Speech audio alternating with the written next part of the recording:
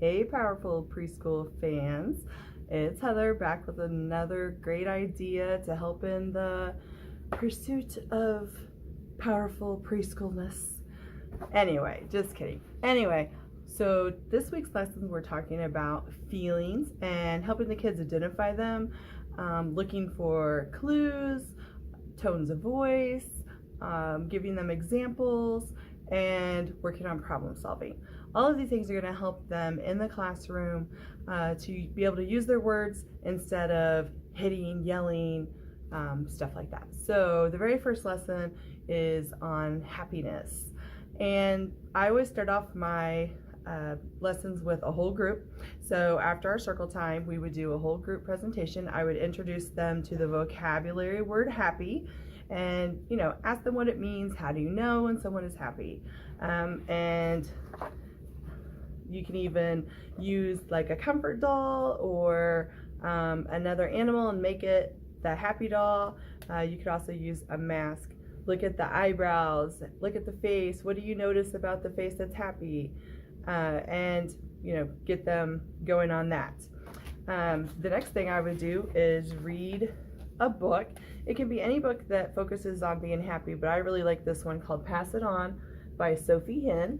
And it just talks about all the things like passing on a smile, passing on a chuckle. If you chance upon a chuckle, hee hee hee, and pass it on. So it's a really cute book that talks about all of the fun ways that we show happiness. So then in small group, I would be in the Running Center, that's why we're here today, because all of our utensils and everything are already here, so it's perfect. And I'd give the kids had an opportunity to draw a picture of something that makes them happy and share with the group, and then we made it into a class book. And our plan that we have has some different differentiations.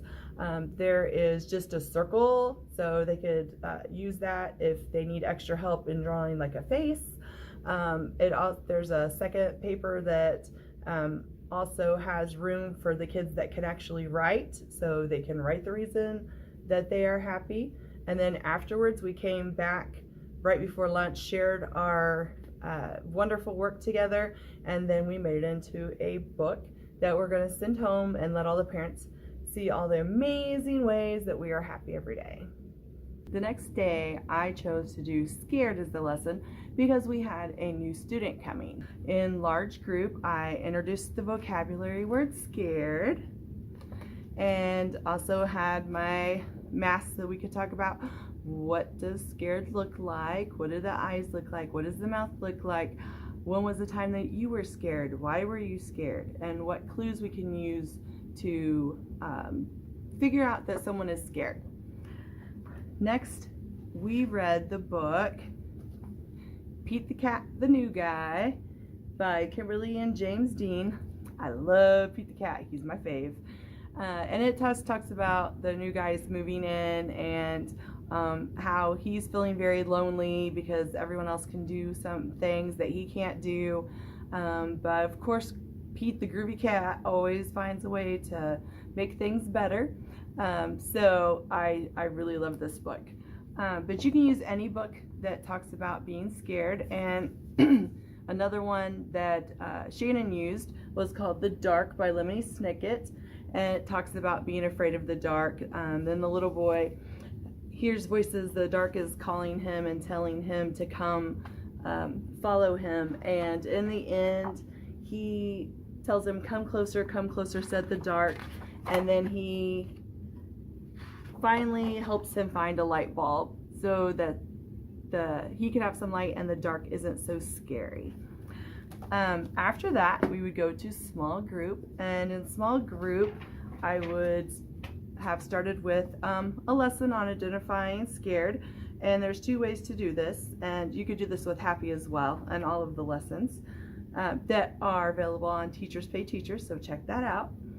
And you can either, for your higher group, you could use the different cards and ask them which one shows you scared and how do you know and why do you think they're feeling that way. Or for groups that need a little more help and direction, you could use all scared pictures and just talk about how do you think they're feeling, how do you know, why do you think they're scared, have you ever been scared, stuff like that. Then for our small group activity, we had the kids draw a picture of a time when they were happy, and I used some tempera sticks, paint sticks that I love these, but you could even just use crayons because they have that wax, and we had them draw a picture of when they were happy, and then afterwards we used black watercolor to cover it, and asked them, did adding the darkness change the way that you felt? And so getting through that, helping them think that even in the dark, there's still happiness there, there's still a way to be calm, and coming up with those ways that they can comfort themselves, and whether that's, you know, talking to a friend, drawing a picture, having a special teddy bear to cuddle, having someone to talk to. I know whenever I was scared or anything, I always called my grandma, because she was my hero and she always made me feel better no matter what the situation was. So having the kids come up with something that can help them through those times when they are scared is really special.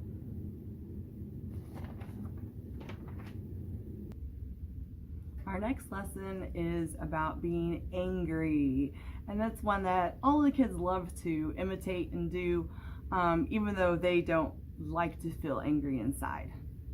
So first thing we do, of course, is in big group, we would go over our vocabulary word, angry, and how do you know when someone is angry? What does their mouth look like? What do their eyes look like? Show us your anger face. You know, why are you angry? Let's find some reasons why you might be angry, feeling angry today. Then, one of my favorite books, yes, I love all books, let's face it. When Sophie Gets Angry, Really Angry by Molly Bang. And I really like this book because it starts out where she is just having a really bad day, has a lot of very vivid pictures in it, which I love. And then towards the end, she becomes very calm and starts noticing the things around her. So, it's a really good, cute book that they can explore those feelings. In small group, again, we would talk about our pictures and how do you know when someone is feeling angry? Why might you feel angry? Can you think of a time when you felt like this? And I'm sure that all of the kids can. And we like to use real scenarios with the kids so that they can remember. And I can say, remember when, you know, Tommy took your swing from you? You know, how did that make you feel inside? So getting them to associate those feelings with a particular situation really helps nail that home. And so then we're in the music center, and this is in Shannon's room because she has an amazing music center. I mean, she's even got a guitar and everything. I'm not quite that brave yet, so, you know. But anyway, we would introduce the different instruments, what sounds they make, and we would come up with something to associate being angry and also calm, and make a pattern and talk about the book and what happens in the book and linking those instruments together. So we linked those together with the story on the smartboard, and when they were talking about that she was angry, we would make angry noises, and then when it got to be calm, just changing it so that it was lighter sounds. A way to differentiate this for your students is having a couple of different groups based upon you knowing your kids the best. So a loud as you want group for the kids that are able to handle that type of noise, and then a quieter group for those that might have sensory issues and can't handle that quite that sound level, and also having headphones available for anyone that needs to have some extra ways to quiet down the noise, because it can get quite loud.